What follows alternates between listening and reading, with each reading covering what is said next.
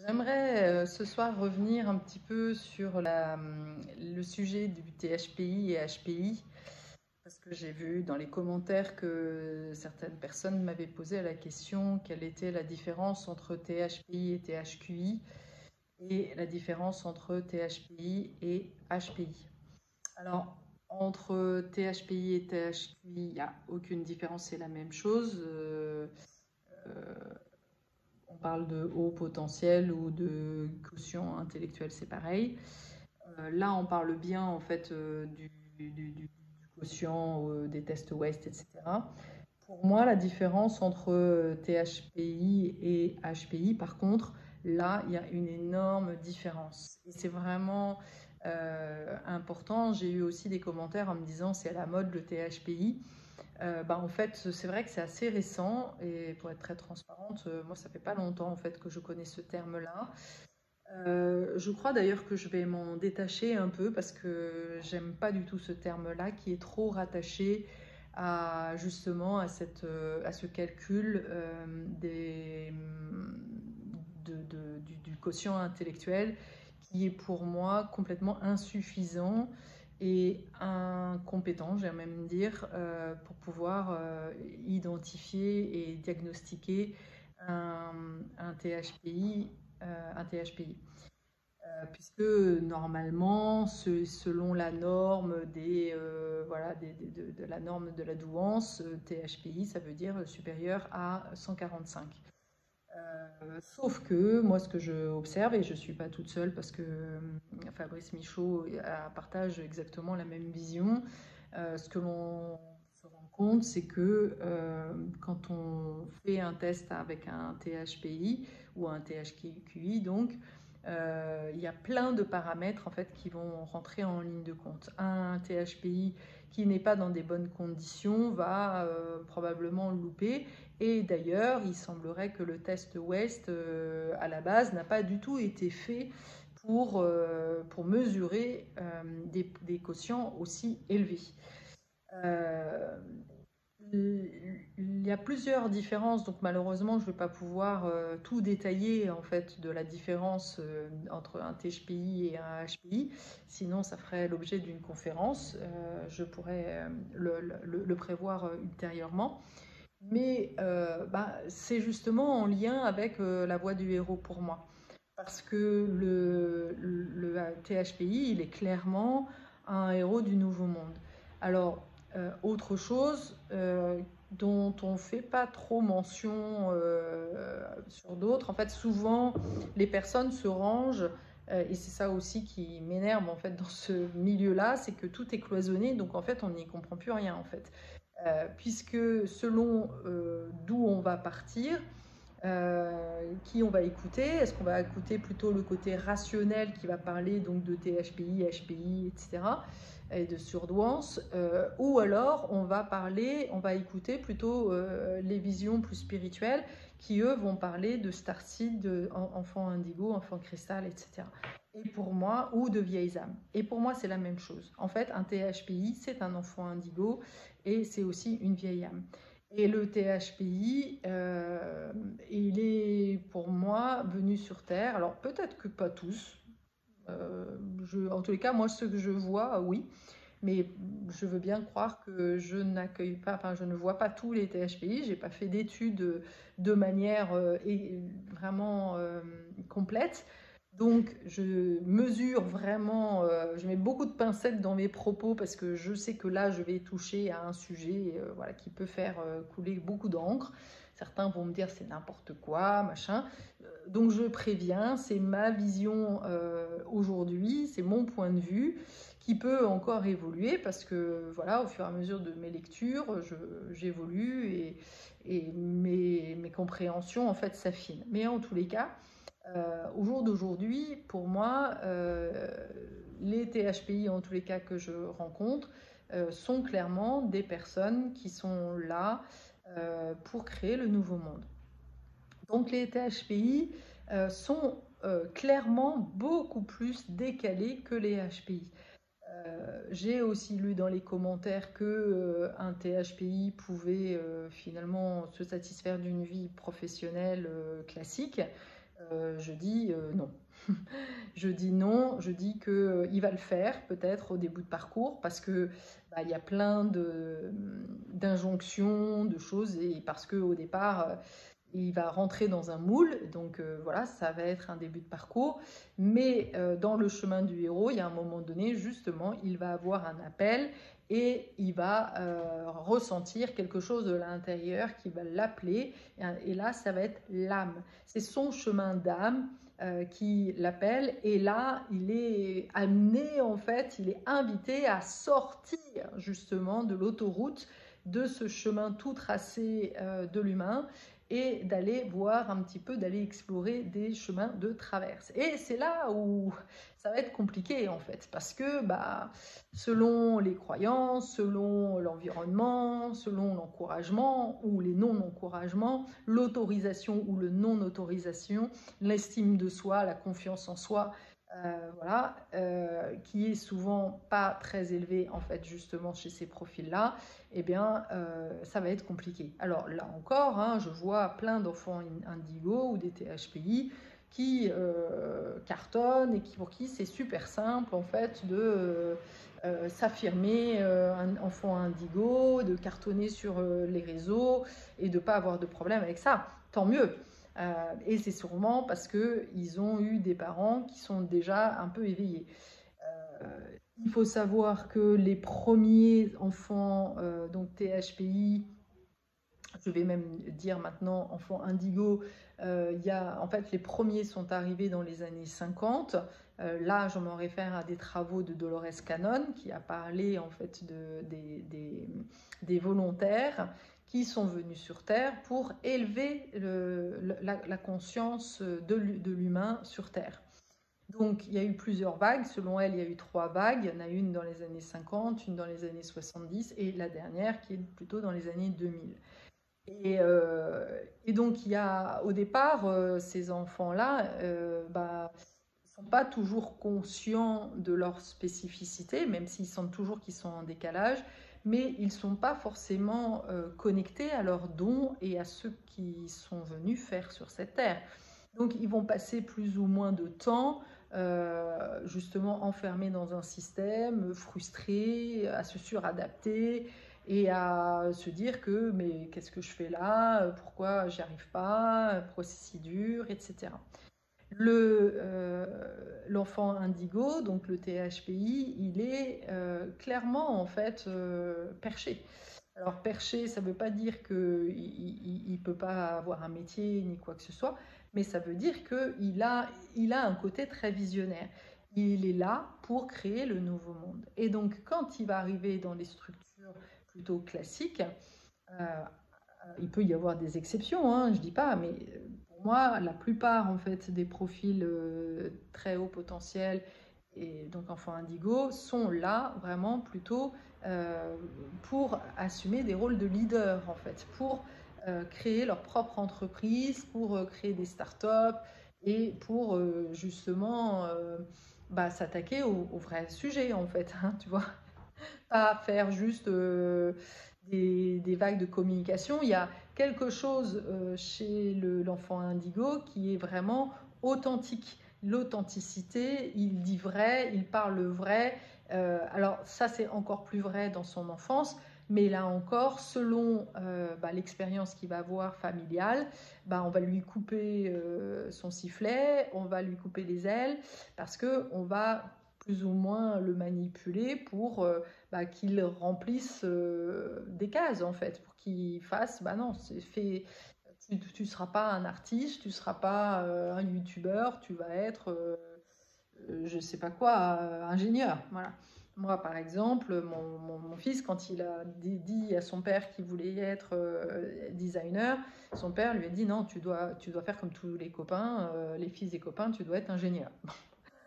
Au final, non, il a fait designer et c'était sa voie. Il n'était pas du tout destiné à être ingénieur. Donc voilà, il y a souvent beaucoup de créativité en fait chez ces enfants-là et encore une fois un côté visionnaire. Alors ce côté visionnaire, il peut ne pas apparaître très tôt. C'est aussi des enfants qui cherchent à comprendre se posent beaucoup de questions. La plupart des enfants indigos ont eu une enfance compliquée. Euh, Ils n'ont pas toujours été reconnus, ils ont même souvent été niés, ils ont été souvent,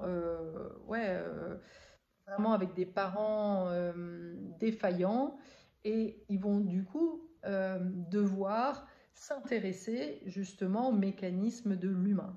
Et les choses sont bien faites parce que souvent ils sont là justement pour accompagner l'humain. Donc en fait, il va devoir faire son propre chemin de héros, c'est-à-dire trouver sa voie et voilà, trouver son talent pour le manifester dans le monde et pour ensuite aider les autres à faire la même chose.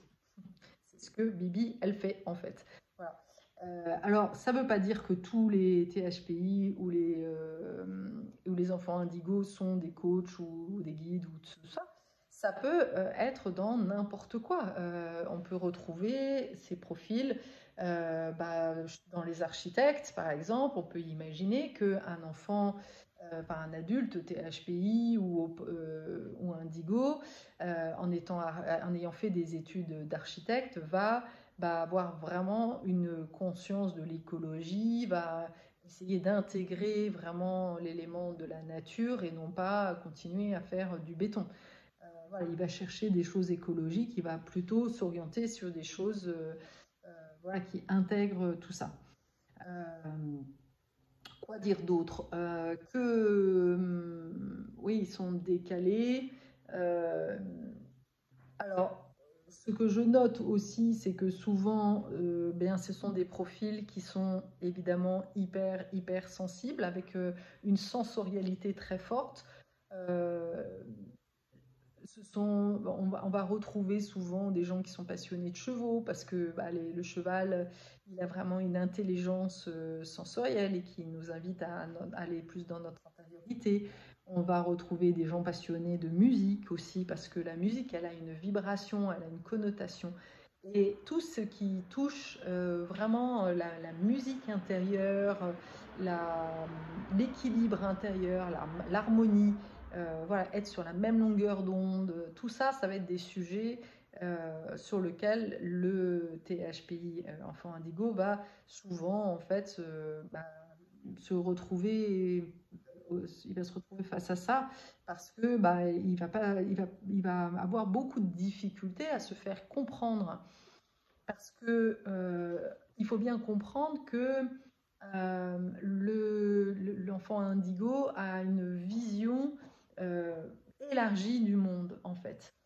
Je, J'aime, en fait, moi je pense qu'il faut assumer le fait que oui, les enfants indigos, les THPI, sont plus intelligents que les autres. Pourquoi? Parce qu'en fait, ils sont dotés d'une intelligence émotionnelle, kinesthésique, une vision du monde élargie, et que oui, je vois pas pourquoi on devrait avoir honte d'avoir une connaissance élargie. Alors, ça ne veut pas dire qu'on n'a rien à régler, et j'ai envie de dire que c'est pas forcément un cadeau d'avoir cette connaissance élargie, parce que du coup, l'univers ne nous épargne rien. On est clairement là pour apprendre, on est là pour évoluer, donc on doit être exemplaire en fait. C'est un peu comme le premier de la classe à qui en fait on n'autorise pas la moindre erreur en fait, parce qu'on sait, l'univers sait que en fait on a les moyens d'y arriver, donc il va nous mettre vraiment face aux expériences, nous mettre des épreuves pour qu'on comprenne en fait. Si tu es un peu tête de mule comme moi, voilà, si par exemple, moi j'ai, par exemple dans mon parcours, clairement, on me demandait de sortir du système salarié, mais moi j'étais prisonnière de mon insécurité intérieure, et il m'a fallu 13 ans vraiment pour faire ce travail intérieur et sortir en fait de mes peurs. Mais j'ai envie de dire, et ça c'est vraiment important, d'entendre que le THPI, l'enfant indigo, en fait, il n'a pas le choix. Il a choisi son incarnation, il a décidé de venir sur cette terre pour accompagner l'humain. C'est vraiment, ce sont des âmes qui sont vraiment dans une profonde bonté. Et d'ailleurs, parfois, c'est ce qui va un peu leur créer quelques soucis parce que justement, comme je l'ai déjà, j'en ai parlé là récemment dans mes vidéos sur l'innocent, bah, il y a un côté trop naïf en fait. Mais une fois que justement on commence à ouvrir les yeux et qu'on commence à comprendre que tout le monde n'est pas justement un enfant indigo et qu'on n'a pas tous cette vision du monde, eh ben, on commence à juste faire notre job et de s'en foutre en fait des autres et de pas chercher à plaire en fait. Donc ça c'est vraiment important de l'entendre. Qu'est-ce que je pourrais dire d'autre aussi sur donc ces enfants, enfin les enfants et les adultes, hein, THPI. Donc ce sont ceux. Alors là aussi, hein, pour moi, on va retrouver beaucoup de d'âmes qui sont très éveillées au subtil. Donc on va retrouver des gens qui sont s'intéresser au chamanisme en fait, parce que là, voilà, c'est toujours pareil. Il y a le chamanisme, c'est une conscience. On est dans la philosophie chamanique, on est des êtres responsables et on doit faire face en fait aux situations. On n'est pas des victimes, bourreaux, sauveurs. Enfin, ça ne marche pas. En fait, on est là pour évoluer. On est dans un chemin d'évolution, d'incarnation. C'est pour ça que le chemin du héros nous aide en fait à aller voir les différentes étapes en fait pour le devenir. Euh, donc on va retrouver ça aussi en fait parmi les personnes qui sont indigos, c'est des gens qui ont souvent des dons médiumniques ou de voyance ou simplement une très forte intuition. Voilà, ça fait partie aussi des choses qui sont très fortes. Le problème, c'est est-ce que je vais faire confiance à cette intuition ou est-ce que je vais laisser mon mental diriger ma vie en fait. Et c'est là où justement, quand le THPI ou un enfant indigo reste en fait croit que c'est le mental qui a raison, bah, en fait, il va droit dans le mur. Parce que le mental ne fait que répéter le passé ou anticiper les problèmes de l'avenir. Alors, je ne dis pas qu'il ne faut pas de mental, mais le mental, il est au service de l'âme.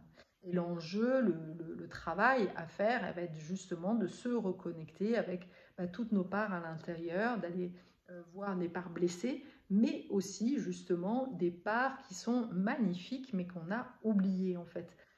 Les parts instinctives notamment, toutes les parts sauvages qui ont été complètement bridées dans l'enfance. Et donc celles-ci, il va falloir aller les retrouver, les parts de l'artiste par exemple, euh, créatif, dont tu crois que tu n'es pas artiste, alors qu'en fait, finalement, c'est juste que le mental t'a fait croire, t'a fait rentrer dans un schéma en pensant évidemment te maintenir en sécurité parce que à ce moment-là, il fallait rentrer dans un moule pour pouvoir rester en fait dans le clan. Ça, c'est souvent le problème des enfants indigo ou hypersensibles, enfin, pardon, indigo et THPI, qui sont aussi hypersensibles. C'est que ils sont, souvent il y a un gros décalage même avec les frères et sœurs. Il n'a pas la même vision encore une fois qu'eux et donc il va avoir l'impression que il est bon à rien, que personne ne l'aime, qu'il n'a pas sa place. Donc il va y avoir parfois vraiment tout un chemin à la rencontre de lui-même pour accepter et voir que finalement tous ces problèmes sont liés à une différence qui est, on va dire, une espèce de supériorité. Et à la fois, il va devoir ne pas tomber dans l'excès inverse de l'ego qui va se dire ah bah oui du diagnostic je suis et là j'en vois aussi quelques-uns de gens qui disent bah voilà moi je suis THPI enfin indigo je suis l'enfant qui vient sauver le monde oui enfin avant de sauver le monde tu rames hein, faut vraiment pas se glorifier enfin moi j'ai l'impression que les vidéos qui présentent surtout les enfants indigos, c'est toujours pareil, hein, c'est la partie un peu spirituelle où on voit le bon côté des choses, mais on ne dit pas en fait les galères auxquelles les enfants indigos ou les THPI peuvent se retrouver en fait, parce que c'est pas évident de sortir justement de ce traumatisme de ces croyances limitantes qui parfois nous brident complètement en fait.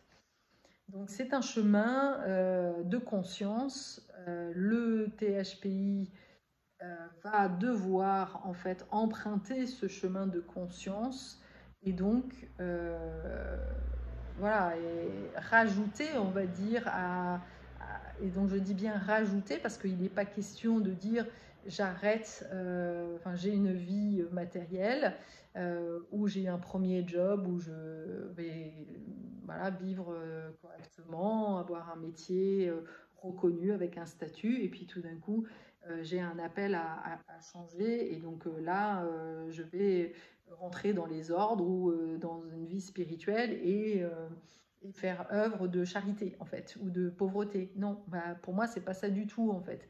L'idée c'est bien de rajouter la dimension spirituelle à la partie plus matérielle et de vraiment rajouter les deux, enfin de rassembler matérialité et de ne plus être dans la division en fait. Le chemin d'un THPI et d'un enfant indigo, c'est justement de passer de la séparation, donc dualité avec les uns et les autres et à l'intérieur de soi, je me sens séparée des autres, je me sens pas comme les autres, je me sens voilà nulle, etc., à l'unité, c'est-à-dire je ne vais plus chercher le complément ou la satisfaction ou la reconnaissance à l'extérieur, mais je vais trouver justement cette complétude à l'intérieur de moi. Et donc l'unité, elle va se faire à l'intérieur de moi. Et l'unité, elle parle aussi du côté féminin et du côté masculin.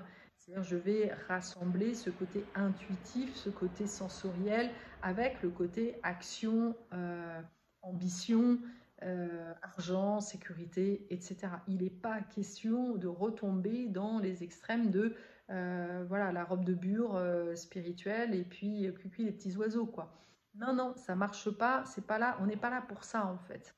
On est vraiment là pour faire l'expérience de cette unité à l'intérieur de nous et de prendre conscience que tout se joue, tout part par notre intérieur, que notre vie n'est qu'un miroir en fait de ce qui se passe à l'intérieur et de sortir justement eh bien, de ces mécanismes égotiques du passé où c'est la faute des uns, c'est parce que si, voilà, et où on va essayer de chercher l'excuse plutôt que de se mettre en chemin. Euh, c'est pour ça que le chemin du héros est un chemin initiatique où il est question justement eh bien, de quitter ses croyances et d'aller chercher en fait l'équilibre, l'harmonie, le bonheur à l'intérieur de soi parce que c'est une fois qu'on a retrouvé en fait cette harmonie qu'elle va se refléter à l'extérieur, qu'on va attirer. La loi de l'attraction, ça j'en reparlerai une autre fois, parce que sinon ça va faire trop long, mais voilà, on vibre une fréquence, et c'est une fois que je vibre cette fréquence que je vais attirer en fait. Voilà, je vais faire une nouvelle vidéo sur la loi d'attraction, et je pense qu'on aura fait le tour. À bientôt.